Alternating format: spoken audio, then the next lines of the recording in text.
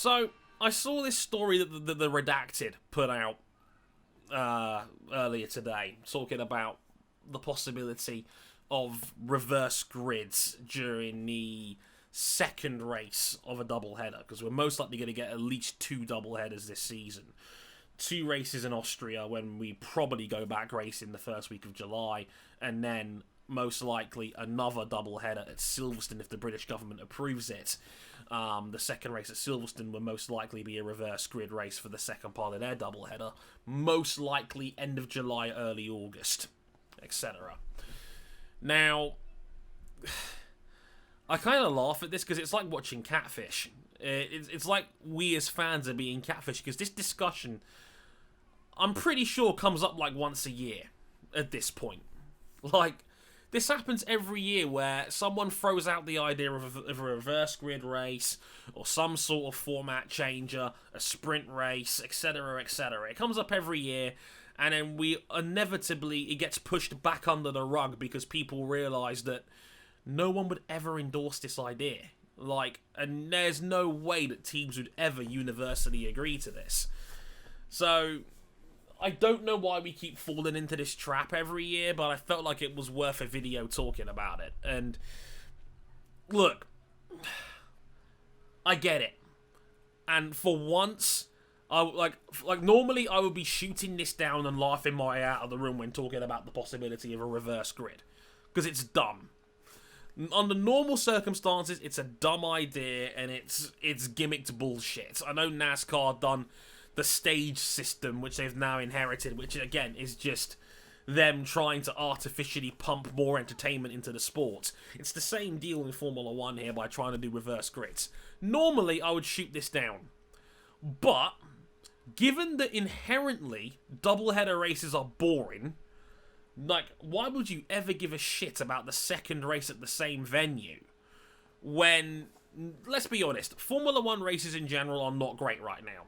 Most of them are 4 or 5 out of 10 races. They're forgettable. You move on. Going back to the same place then a week later doesn't fill anybody with excitement. I get why, but it's not fun, you know? You'll get some minor variants on setups and strategy from running it over again, but for the most part, the second race in a doubleheader is not exciting. And trust me, you'll be seeing a lot of these in 4 wheels and 2 wheels this year by the way this calendar's shaking up, because racing anywhere outside of Europe is going to be a risk with COVID-19 doing the rounds still. So to a degree, if there's any time to try out something like this, now would be the time. Because they need to do something to keep people engaged for the second half of a doubleheader. Because F1 races aren't great on average to begin with, and stacking the deck twice over isn't going to help. For once, I would actually be semi-open to the idea of doing something like this. It's not inherently a terrible idea.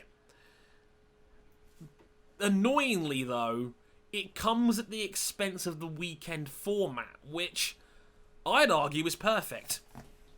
I love the fact that we can get these cars racing for 3 days. Practice sessions make for great filler material. They make for great background material. Qualifying has been the one universally loved and agreed good move in motorsport for the last few years, ignoring the blip we had with elimination qualifying. The qualifying format we've got right now is fucking brilliant. You get 3 sessions, you get an hour of these guys driving virtually flat out.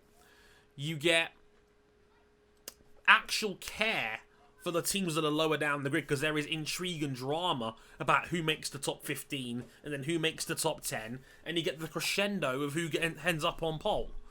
It ticks the placebo box for fans that wants to see these cars driven flat out all the time, and it adds drama. It adds drama, and it feels more natural rather than contrived gimmicks.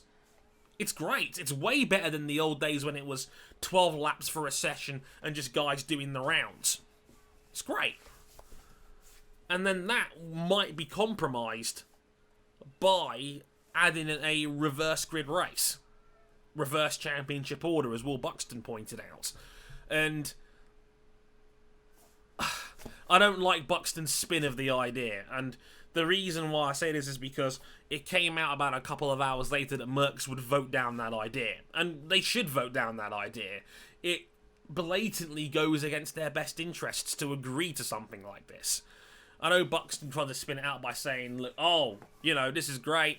It's a shame. Why can't they pass 15 cars on track, etc., etc.? It could be more thrilling to sieve through the field. Imagine if they win it on the last lap or something. To which I would say, one, don't listen to a guy that's on the payroll. It's in his best interest to increase engagement. And two, why would Mercs ever want to make life more difficult for themselves? These cars, we know, don't race each other very well. We know you need a car to be 1.8 seconds a lap to pass each other feasibly on the harder to pass tracks like China, where keeping time deltas are very, very difficult. The deltas are massive. The dirty air effect is massive. You would probably just end up with races like Silverstone a year and a half ago when Hamilton was able to carve his way from 20th to 6th in like 9 laps. Or you'd get races that almost feel undeserving because the bigger cars would be stuck in traffic, having difficulty to pass mediocre cars that they know they're faster than under normal conditions, and then having someone like Lance Stroll win a reverse grid race. And even though we all know that he's only won because the format's allowed him to win. It's not the best car, it's not the best driver. I have a feeling if we had reverse grid races, we would get sick of that shit just as quickly as we would of races that we do right now.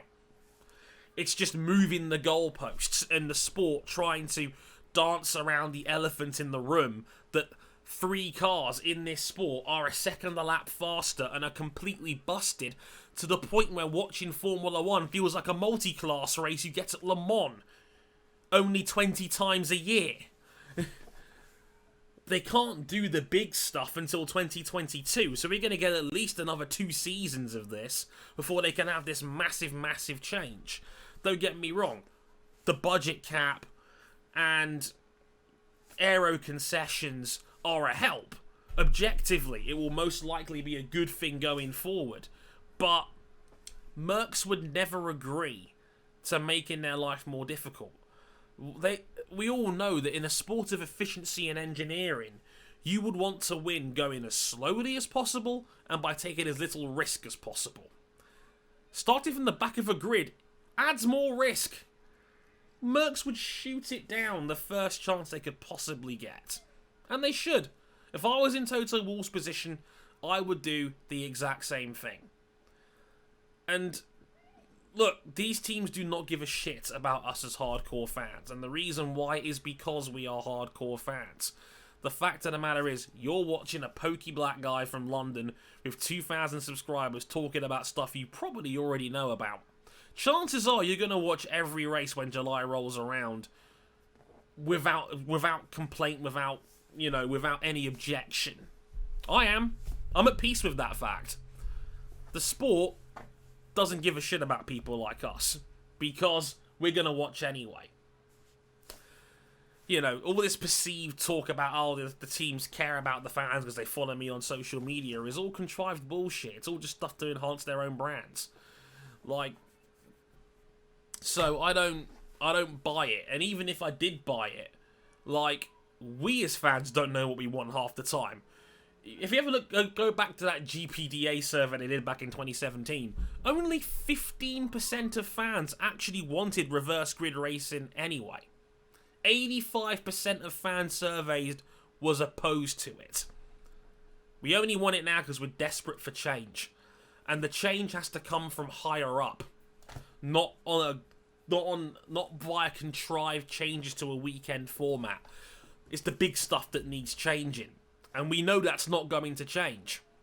So unfortunately, we take our frustrations out on the little things that we know probably deep down won't make a big difference. Wonder where else that's come up lately.